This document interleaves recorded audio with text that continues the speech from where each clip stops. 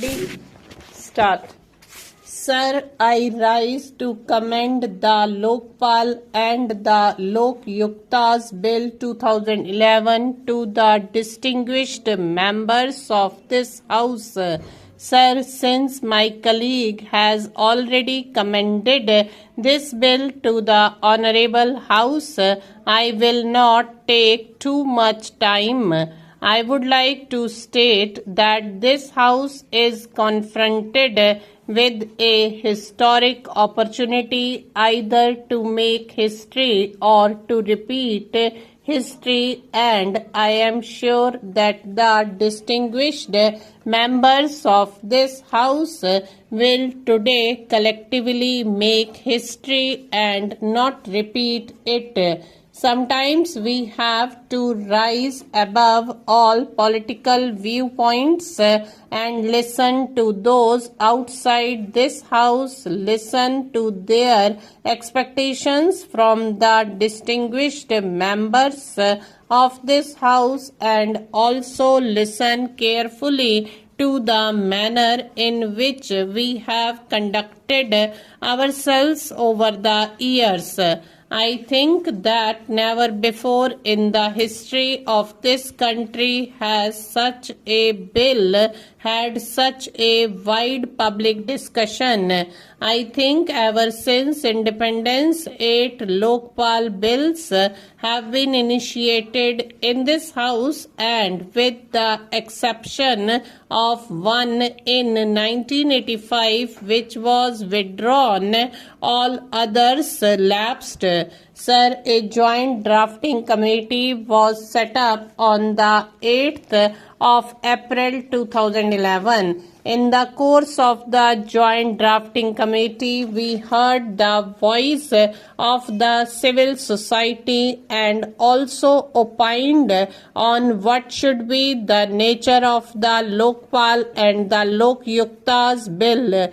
Ultimately, there was an all-party meeting on 3rd of July 2011, and then we introduced the Lokpal Bill 2011 in the Lok Sabha on the 4th of August 2011.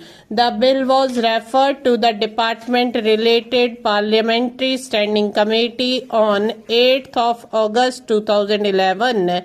The Standing Committee had extensive discussions with all concerned stakeholders. In its 48th report, it made a number of recommendations suggesting major amendments in the bill as regards the scope and the content of the bill, including necessary provisions that ought to be incorporated. Then, in the context of the recommendations of the Standing Committee, we withdrew the bill and introduced a fresh bill in the Lok Sabha, a more comprehensive Lokpal and the Lok Yuktas bill of 2011 on the 22nd of December 2011.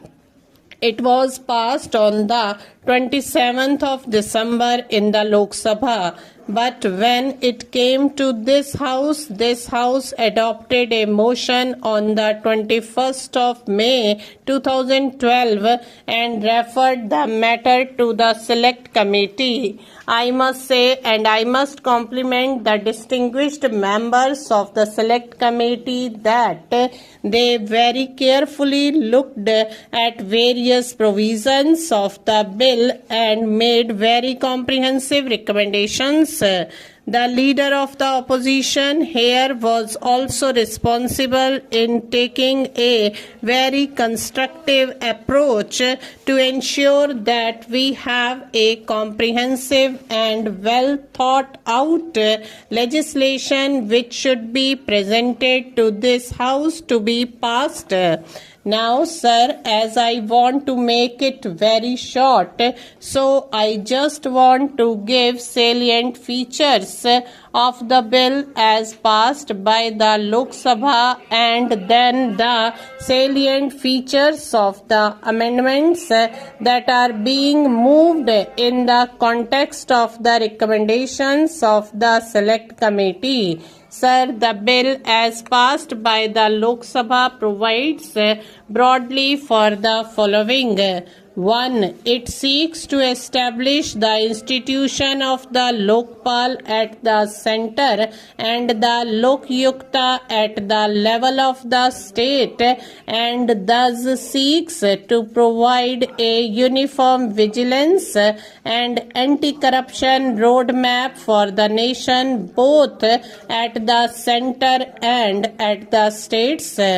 2. The Lokpal will consist of a chairperson with a maximum of 8 members, of which 50% shall be judicial members and 50% of the members of the Lokpal shall come from amongst the SCs, the STs, the OBCs, minorities and women. The selection of the chairperson and the members of Lokpal shall be through a selection committee consisting of the Prime Minister, the Speaker of the Lok Sabha, the Leader of the Opposition in the Lok Sabha, the Chief Justice of India or a sitting Supreme Court judge nominated by the Chief Justice of India and an eminent jurist to be nominated by the President of India. 3. A search committee will assist the selection committee in the process of selection. 50% of the members of the search committee will also be from amongst the SCs, the STs, the OBCs, minorities and women. 4. The Prime Minister has been brought under the purview of the Lokpal with subject matter exclusions and specific process for handling complaints against the Prime Minister. 5. Lokpal's jurisdiction will cover all categories of public servants, including officers of Group A and Group B and Group C and Group D employees of government on complaints referred to the CVC by the Lokpal.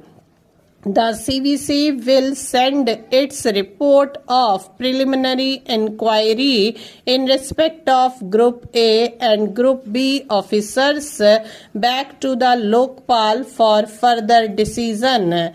With respect to categories of employees from Group C and Group D, the CVC will proceed further in exercise of its own powers under the CVC Act, subject to reporting and review by the Lokpal. 6. The Lokpal will have the power of superintendence and direction over any investigating agency, including the CBI, for cases referred to them by the Lokpal. Stop.